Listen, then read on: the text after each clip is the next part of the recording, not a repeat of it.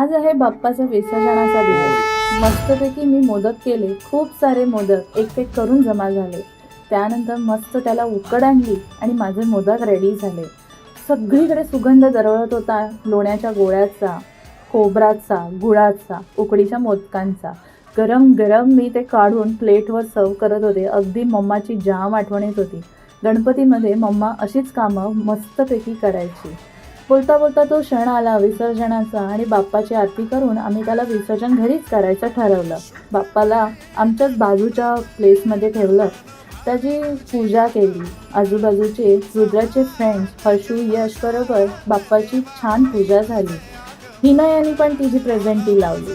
छान वाटलं की पूजेमध्ये एक छान गोंडस बाळ आपल्या आलं आहे। त्यानंतर बाप्पाची ती वेळ आली। विसर्जन आम्ही घरगुती पद्धतीने करायचं ठरवलं होतं। सगळ्या बाळ गोपाळांबरोबर ते विसर्जन झालं।